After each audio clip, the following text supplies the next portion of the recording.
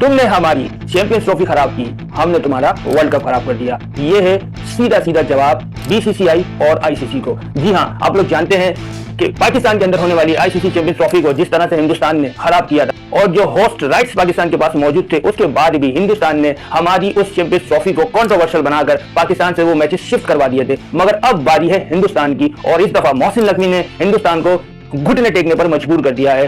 और ना सिर्फ ये कि पाकिस्तान ने अपने मैचेस श्रीलंका मुंतकिल कराए हैं, यानी कि वर्ल्ड कप इंडिया से निकलकर श्रीलंका तक पहुंच गया। दूसरी कामयाबी ये हुई है कि अब बांग्लादेश ने भी हिंदुस्तान को ना सिर्फ ये कि आंखें दिखाई हैं, अब हिंदुस्तान के सामने डटकर खड़ा हो गया और ये इशू हिंदुस्तान की जान नहीं छोड़ रहा है। आईसीसी हो या बीसीसीआई हो, दोनों इस वक्त बहुत ज्यादा परेशानी में मुब्तला हैं कि आखिर इससे किस तरीके से निकला जाए। यहाँ तक कि बांग्लादेश को दबाव में लाने के लिए आईसीसी और बीसीसीआई ने बांग्लादेश के अंदर मीटिंग की। आखिरी मीटिंग के अंदर भी बांग्लादेश अपने मौक़िफ़ से पीछे नहीं हटा, यहाँ तक कि उसने इंडियन क्रिकेट बोर्ड के किसी नुमाइंदे को वीज़ा तक नहीं दिया है। और इस वक्त बीसीसीआई और आईसीसी दोनों ही शदीद परेशानी में मुब्तला हैं कि इस वर्ल्ड कप का क्या होगा। ऑलरेडी मोहसिन नकवी के फेंके हुए जाल में वो फंस चुके हैं और जो वर्ल्ड कप इंडिया के अंदर हो रहा था उसमें से 15 टीमें बाहर श्रीलंका में जाकर अपने मैचेस खेलेंगी और अगर बांग्लादेश ने भी इनकार कर दिया तो पूरा वर्ल्ड कप ही एक तरह से इंडिया से बाहर चले जाएगा। गिनती के चुनिंदा मैच ही जो इंडिया के अंदर रह जाएंगे। इसीलिए बीसीसीआई का बड़ा मुंह काला हुआ है और मोहसिन नकवी की खेली गई गेम अब इंडिया को समझ में आ रही है। और देखें आप इस बारे में विक्रांत गुप्ता क्या बात करते हैं और वो क्या इल्जाम लगा रहे हैं मोहसिन नकवी के ऊपर।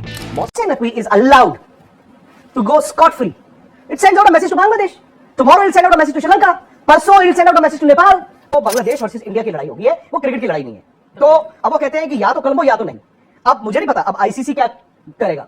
ICC can't be seen as Indian cricket board की एक्सटेंशन। और आज तो मैं बड़ा हैरान हूं, इससे बड़ा क्या होगा for bringing the game into distribute कि एक बंदा अपने बोर्ड का भी प्रेसिडेंट है और वो एशियन क्रिकेट काउंसिल का चीफ है और वो मैच को 2 घंटे डिले करा दिया, उसकी टीम ने ब्लैकमेल किया and he ran away with the trophy.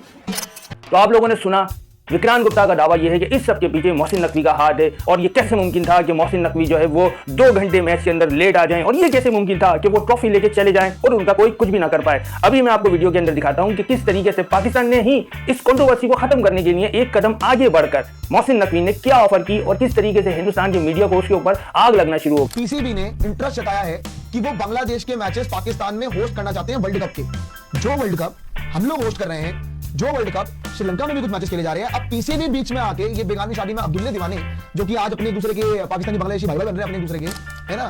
काम तो है ही इनका कि एक दूसरे को बना लेते हैं, है ना। जी, तो आप लोगों ने सुना इसका क्या कहना था। इनका कहना यह है कि हमारी तो आदत है एक दूसरे का साथ देने की।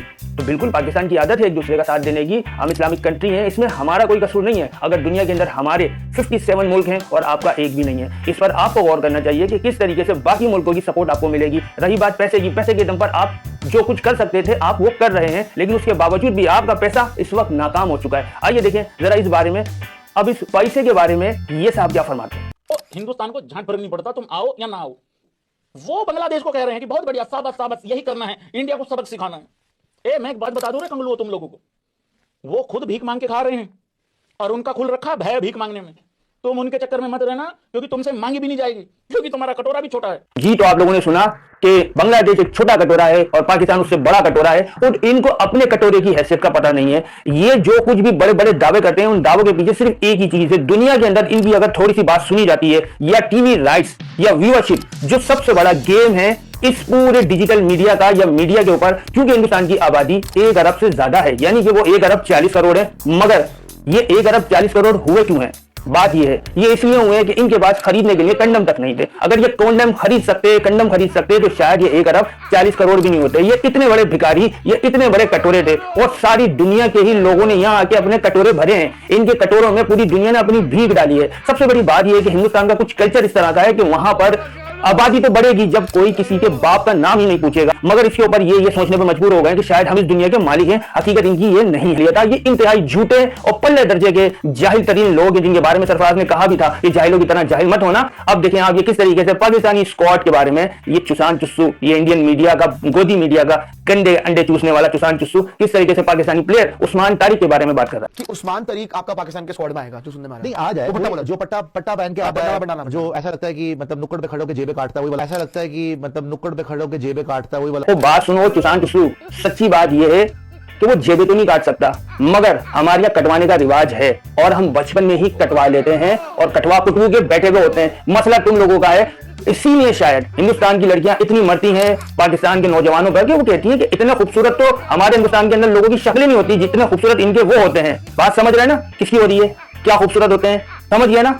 तो असल में तो वो काट सकता है। और रही बात एक्शन की, तो उसका बॉलिंग एक्शन कंट्रोवर्शियल है या नहीं है इसका फैसला आईसीसी कर लेगा, मगर उसके जो बाकी के एक्शन है ना तो वो इतने जबरदस्त हैं कि आपकी पूरी हिंदुस्तान की खवातीन उसकी बलाएं लेने पे मजबूर हो जाएंगी कि हमने तो कभी सोचा ही नहीं था कि इस तरह से भी ये सब कुछ होता है। तो आइंदा जरा मुंह संभाल के बात करना पाकिस्तानी प्लेयर्स के बारे में बकबक करने से पहले। अब तक के लिए वीडियो में इतना ही। आप लोगों को वीडियो अच्छी लगी हो तो लाइक कर लीजिएगा, चैनल को सब्सक्राइब जरूर कीजिएगा। मिलते हैं इंशाल्लाह अगली वीडियो के अंदर।